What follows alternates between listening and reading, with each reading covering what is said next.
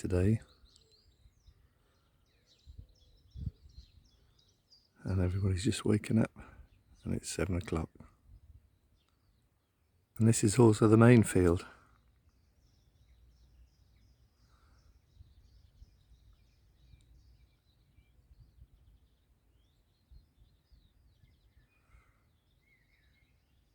I described it yesterday, I think it was, to one of the staff here, that it was like a National Trust garden.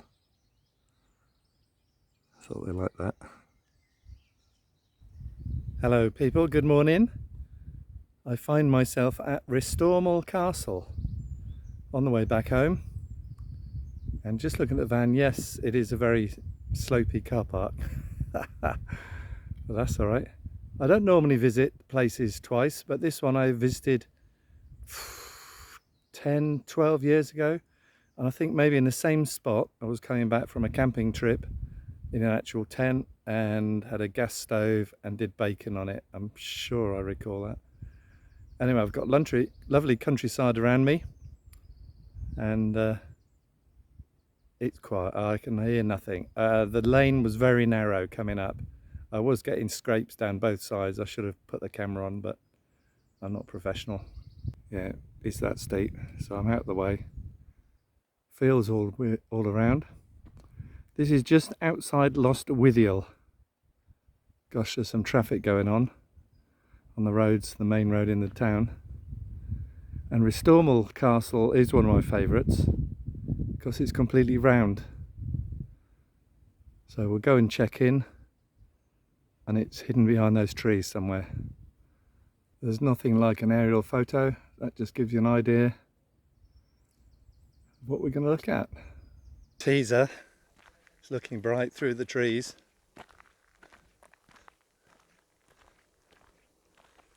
We're going to have a walk around the outside first. It's a bit silhouetted at the moment, but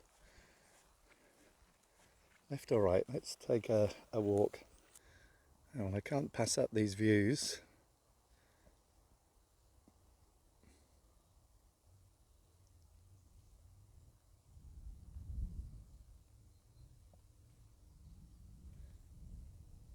This is definitely one of my favourite English heritage sites. Just the fact that it's round and it's a ruin. That's right up my street. I think I'm going to go this way around. So it's sat on a motte or mound,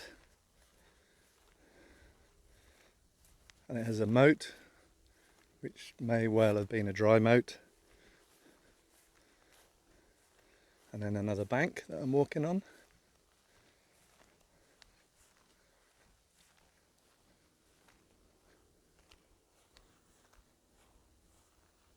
In the mid-17th century, Restormel Castle was briefly the scene of fighting during the Civil War between supporters of King Charles I and those of Parliament. This was probably the only military engagement during the castle's history. In June 1644, a parliamentarian army under the command of the Earl of Essex marched westwards into staunchly royalist Cornwall. Receiving little support from the inhabitants, the parliamentarians found themselves trapped in Lostwithiel between royalist armies to east and west. On 21st of August, the royalist Sir Richard Grenville captured the castle, taking 30 prisoners. The parliamentarian officer, Colonel John Weir, was later accused of complicity with the royalists.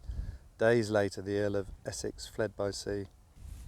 Despite this engagement, Restormel was not seen as a useful fortress. In 1649, at the end of the war, parliamentary surveyors declared that the walls of the ruined castle were not worth the taking down. From now onwards, Restormel Castle was valued only as a historical curiosity.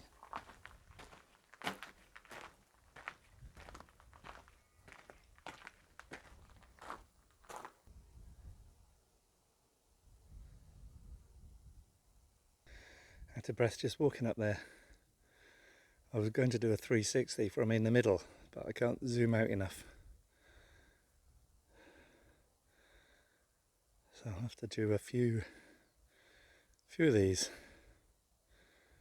Wow.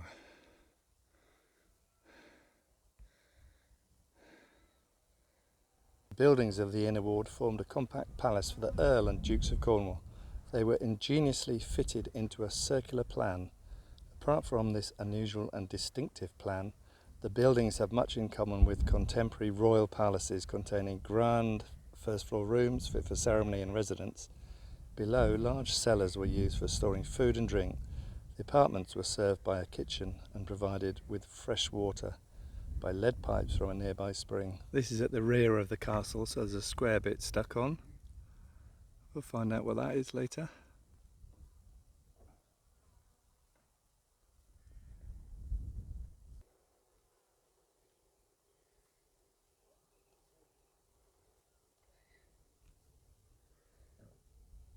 There's another sign here talking about the landscape.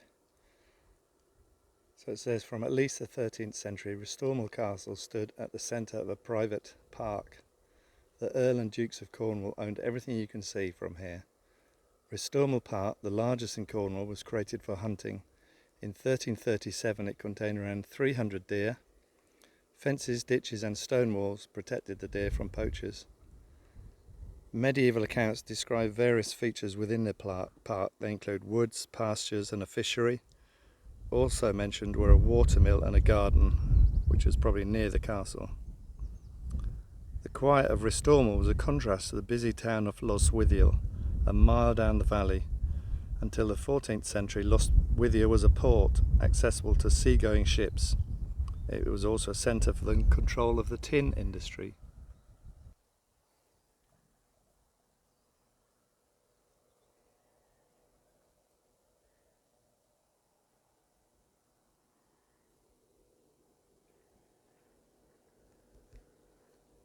This is so cool. Fantastic views.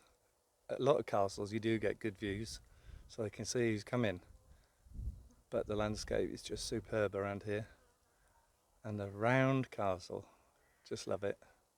There's a walkway in the walls. This is probably the guards' kazi. No holes out. Might just be in a guard's room.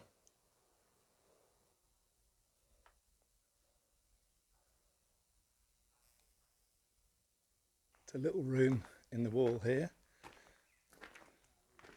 This is the porter's lodge. It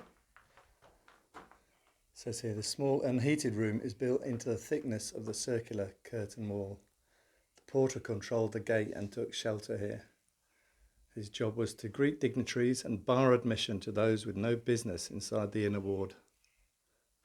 During the absences of the Lord, Restormel Castle probably housed a tiny staff, as few as 5 or 6 people, but a resident porter was always needed. So I'm just looking at the rooms off the inner ward now. A floor would have been there. Maybe that's the back of a chimney.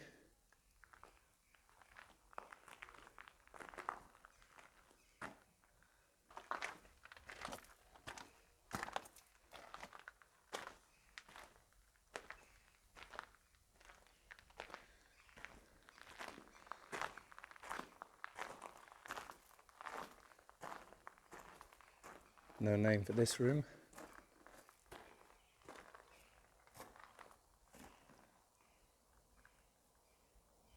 This here, they say, is the well. The well provided fresh water to the inner ward. It predates the 13th century buildings above it. The inner ward later benefited from an alternative sort of water brought from a natural spring along a lead pipe. The well's square chamber is 27 feet deep. We do not know how deep it runs below this. The chamber also has a mysterious tunnel running northwards, which has never been investigated.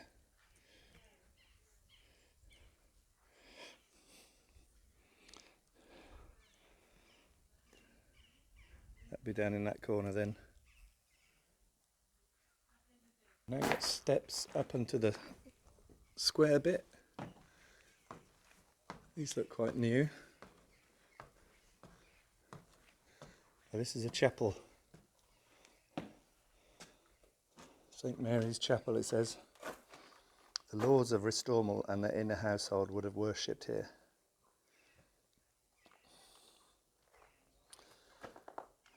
Altar was at the east wall, below a window that was later blocked with stone. A small basin in the right-hand wall was a piscina for washing the sacred vessels used for the Mass.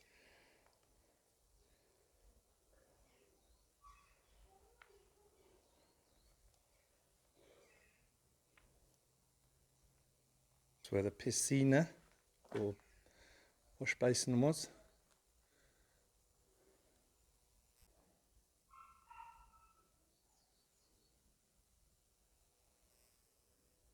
Lord and lady could climb a stair in the thickness of the wall to the battlements, a perfect vantage point for watching the hunt. Now reached probably the biggest room, which is the hall. The hall of the inner ward was the heart of Restormel Castle. Here the Earl and later Dukes of Cornwall feasted with their household and guests. The hall sat above dark, unheated cellars. So I'm standing in what would have been the cellars.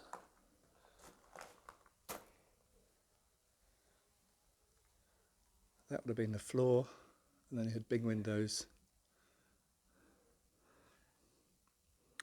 let in light from the courtyard and the surrounding countryside.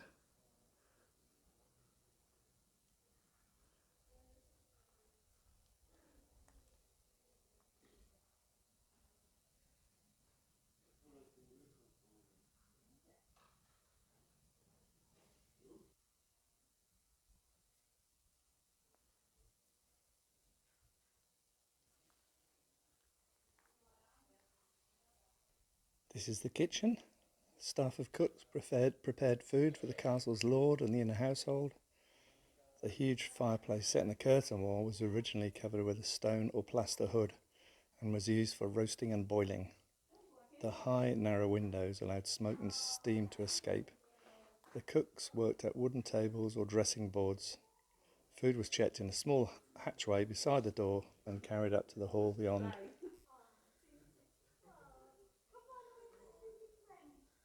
Fantastic. Not very busy, as you can see, probably 4 or 5 couples, maybe a bit more.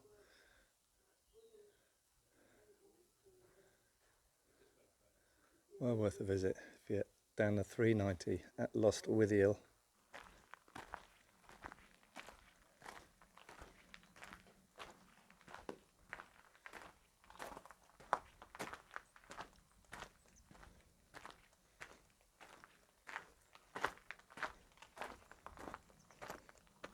Well, that was certainly worth a visit. Restormel Castle, looked after by English Heritage. So get yourself down here if you're passing this way. One of the best Cornish sites, I think. Tintagel, probably another one. Depends what sort of thing you like.